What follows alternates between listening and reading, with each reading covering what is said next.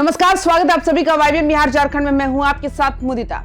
आज की इस खास रिपोर्ट में हम आपको बिहार की राजनीति के उस घटनाक्रम की पूरी कहानी सुनाने जा रहे हैं जिसने एक ही रात में पूरे प्रदेश का सियासी तापमान बढ़ा दिया।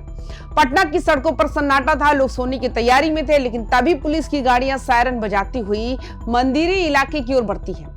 वजह सिर्फ एक कि पूर्णिया के निर्दलीय सांसद राजेश रंजन उर्फ पप्पू यादव की गिरफ्तारी।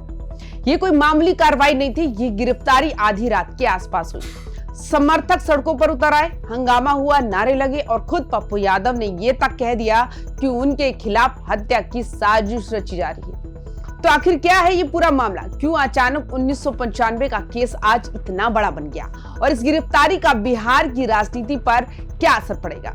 चलिए दोस्तों, इस पूरी कहानी को शुरू से समझते हैं। शुक्रवार की रात करीब 10:30 का वक्त था। पटना का मंदिरी इलाका था।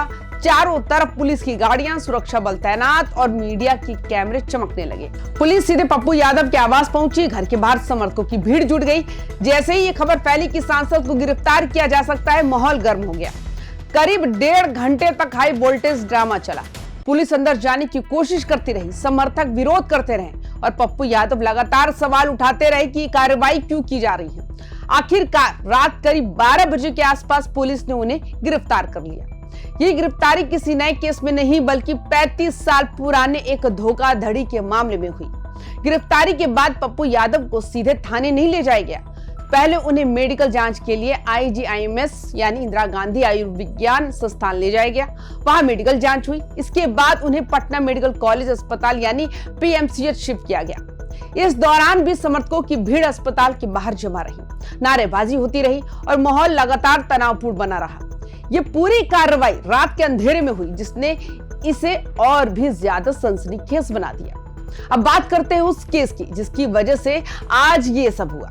ये मामला दर्ज हुआ था साल 1995 में पटना के गर्दनी बाग थाने में। शिकायतकर्ता का नाम था विनोद बिहारी लाल। शिकायत में आरोप लगाया था कि पप्पू यादव ने धोखाधड़ी करके उनका मकान किराए पर लिया।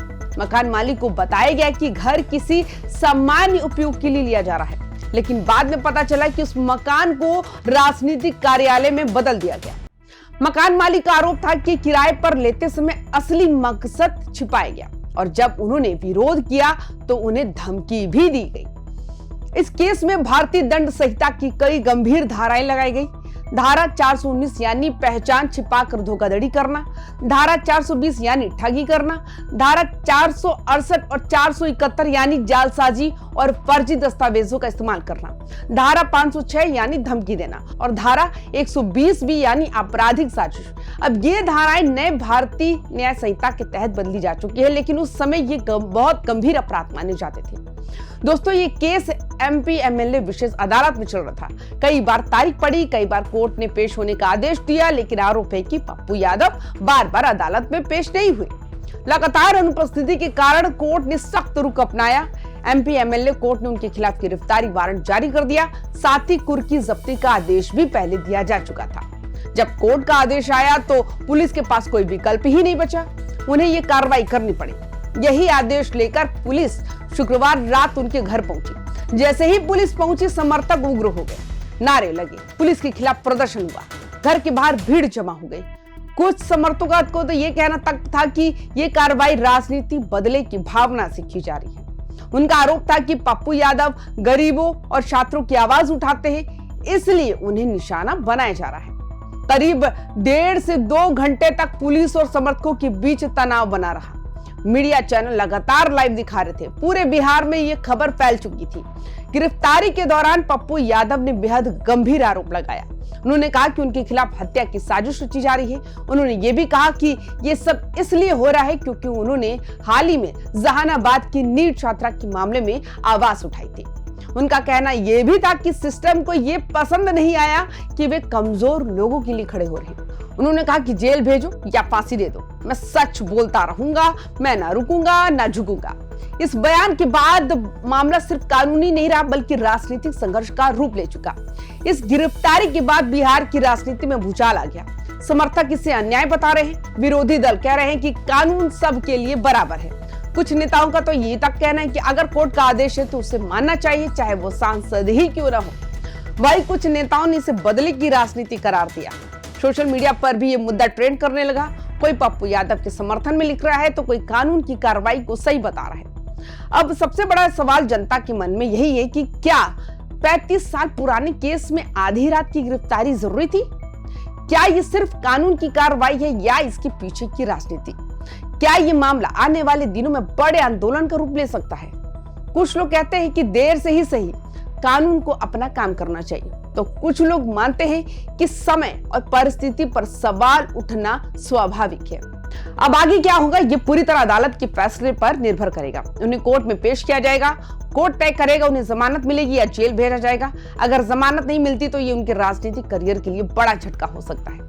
अगर जमानत मिल जाती है तो वे इसे अपनी जीत बताएंगे और आंदोलन को और भी तेज करेंगे। ये मामला आने वाले दिनों में बिहार की राजनीति को और भी गरमाने वाला है। दोस्तों, ये सिर्फ एक गिरफ्तारी की खबर नहीं, ये कानून और राजनीति के टकराव की कहानी है। ये 1995 से 2026 तक चले एक लंबे संघर्ष की कहानी है। एक तरफ अदालत का आदेश है, दूसरी तरफ एक सांसद का दावा है कि उन्हें साजिश के तहत फंसाया जा रहा है। सच्चाई क्या है ये अदालत तय करेगी, लेकिन इतना तय है कि ये घटना बिहार की राजनीति में एक नया अध्याय जोड़ चुकी है। आज जो हुआ वो सिर्फ एक व्यक्ति की गिरफ्तारी नहीं थी, ये सवाल उठाता है कि लोकतंत्र में कानून और राजनीति के बीच संतुलन कैसे बना रहे। ये बताता है कि सत्ता, विरोध और न्याय की लड़ाई कितनी जटिल होती है। पप्पू यादव की गिरफ्तारी ने यह साबित कर दिया कि बिहार की राजनीति में हर रात शांत नहीं होती, कुछ रातें इतिहास लिखती है। तो दोस्तों, अब सवाल आपसे है, क्या ये गिरफ्तारी सही समय पर हुई? क्या ये कानून की जीत है या राजनीति की चाल? और क्या पप्पू यादव इस लड़ाई से और मजबूत होकर निकलेंगे? अपनी राय हमें कमेंट बॉक्स में जरूर बताइए। वीडियो को लाइक कीजिए, शेयर कीजिए और चैनल को सब्सक्राइब करना ना भूलें। नमस्कार।